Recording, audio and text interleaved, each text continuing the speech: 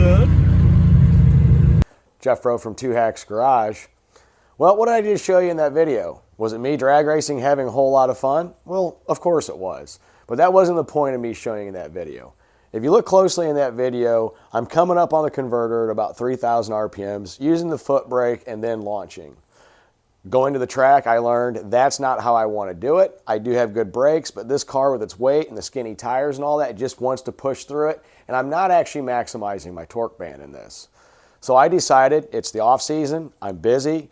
If you've seen, I'm going to be working on a dragster soon. I'm building engines at Jimmy's. I'm working on a Chevelle, so on and so on, and a whole lot more stuff to come with that. It's winter time. I'm telling you what, that's when I get really busy. Yes, it's a whole lot of fun cruising, going drag racing, watching drag racing and all that, but the winter time, I try to maximize my time. So let's get back to what we were talking about. I didn't like the way this car was launching, although it was a whole lot of fun and it did launch the car pretty hard and pull the front end. I want to be able to maximize my torque range, and I also want to maximize my launch. So the decision's been made. I've got a whole lot of transmission upgrades to come. Over the past couple months, I've been actually collecting parts, talking to John Cope from CRT Transmissions, Cope Racing Transmissions, to come up with a game plan on how to make this C6 here work and optimize everything I have. So I've been buying up parts, guys. It's time to put a transbrake in this car. But it's just not as simple as putting a transbrake in this. There's a whole bunch of other components that go into this, and I'm going to get that into here in a second. One thing I do want to mention on this, I am going to be doing a collaboration with John Cope from CRT to build this. So my 1968 Ford Thunderbird, it's actually going to go to Lowell, Indiana, and we're going to spend a couple weekends tearing this thing down, rebuilding it to our specs, testing it, and getting it all ready for race season. Because come spring, I want this car ready to go. So with that, guys, let's go ahead and take a look at what I ordered and why. All right, so first thing first, let's talk about the transbrake. I ordered a transbrake from Broder Performance. After talking to John a whole lot on different transbrakes that are out there, the decision was made, you know what, Broder makes a quality product. They're very Ford-centric.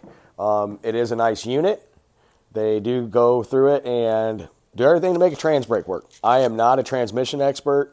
I like tinkering around with engines, building them, machining them, and all that. But I'm going to get a crash course lesson into actually how a transmission works, how to rebuild it, and all that, what makes it go. So that's going to be some further content down the road. One of the reasons I went with the Broder after talking to John, it has an external solenoid, and that really matters, which is this. That actually screws into where the modulator would be. So if something fails, you can actually just replace the solenoid without having to pull the pan. So what else did I get? Well, I ended up getting a planetary gear set. But real quick, on that transbrake, it is a reverse pattern. It's Pro-Tree, external solenoid, like I said, and full manual valve body. That's going to be a good solid piece. As you saw in the last video on my Thunderbird, I did install a two-step. And I have a button that's wired in, so what I'll be able to do is one button, I'll engage the two-step, I'll engage the solenoid, and once I let off, everything goes at once. So let's get to the actual planetary gear set, which is right here. This is first and second gear, and I got it from CK Performance. One nice part about it is it changes the first gear ratio to a 246:1 to a 272:1. And the second from a 146:1 to a 154:1.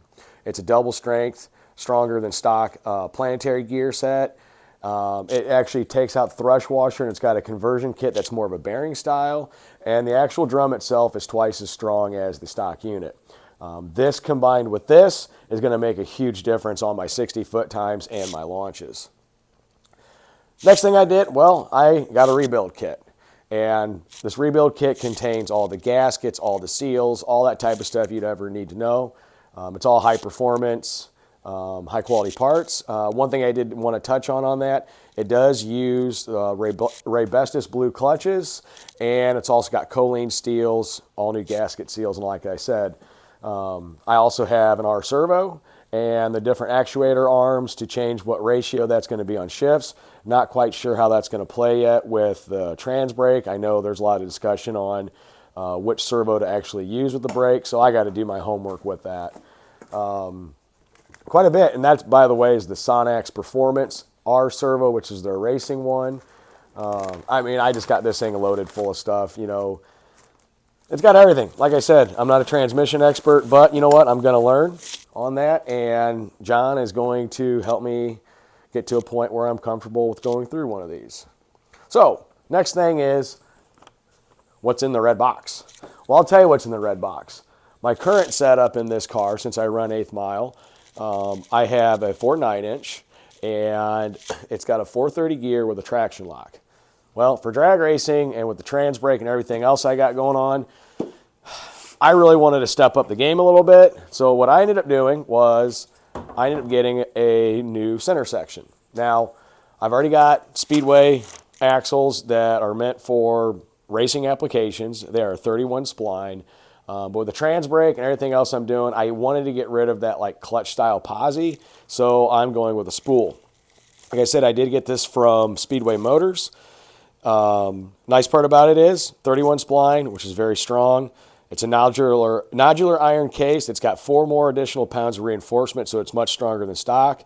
I'm getting rid of that 430 gear set, and I'm going with a 486. It utilizes all grade 8 and 9 hardware. Everything inside of it's heavy-duty components, including the Daytona pinion bearing, and it's fully CNC machine full spool.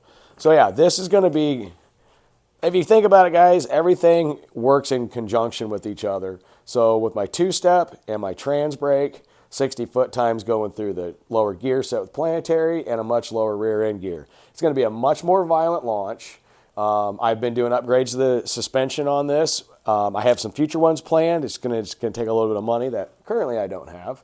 So I'm kind of matching all the components to work with one another and maximize my launch, get a better 60 foot time, and maximize my RPMs through the trap. I only plan on doing this 8th mile, so I really want to go through it, just really winding this engine out. Other miscellaneous things that I have ordered, like I said, I did get a full rebuild kit, but you know, going through there, there's always room for improvement on that. So I did order Teflon seals with this. I currently already do have the deep pan on my C6, which is made by B&M, holds an extra 2 quarts. My converter is a 4500 from TCI. Like I said, the 2-step's already been installed. For cooling, I have the Durali HD fan cooler, so it's got a big fan, keeps everything cool. I can go out and hammer on this, guys, and it never really gets really hot. I did order new thrush washers, and I also did get a bigger, heavier duty apply band. This one's great, but after doing some research and all that, I wanted to go with something just a little bit stronger. I did also order what's kind of neat here. After having some discussions on sprags, I got so many parts in here, guys, sorry. There is an upgraded sprag that Borg Warner makes. It's a low drag roller style. That's going to come in handy when I'm doing all this and really beating on it. One part I'm just waiting on now, I ordered a new Hurst shifter. Even though I have a brand new one in here, it's a forward pattern, and this is all going reverse pattern. So yeah, guys, that's where I'm at with that. It's going to be pretty cool. Can't wait to get it. So like you see here, got a whole bunch of parts. Like I said, I'm not an expert on transmissions, but I'm going to learn from the master himself, John Cope. See you in a second. All right, guys, that's a whole lot of parts, a whole lot of stuff going on in there. Like I said, I'm trying to match every component through this drivetrain to make it all work in conjunction with each other, be able to maximize my launch, where my torque band is, maximize my 60 foot times, get that down, get traction, because I've been doing some suspension upgrades with QA1, and overall just make this thing as quick as possible. Yes, it is a heavy car, and what's kind of comical is, yes, that is a boat on a boat. My son's birthday gift, this is where I've just put it for now. Get it? Boat on boat. Yeah, I know, bad dad joke. But anyway, so here in a couple weeks, maybe a little bit longer, I'll be taking this Ford Thunderbird up to John Cope's shop, and we're going to go through it. John's a really great guy. I spent some time with him this summer in Bowling Green, Kentucky at Mo Party and also No Name Nationals. Super awesome guy. We have a whole lot in common. I like him. It's kind of an inside joke, but he doesn't put ketchup on hot dogs, so that makes him a true patriot. With that, guys, next video you'll see with this, probably be up in Indiana. Have a good one.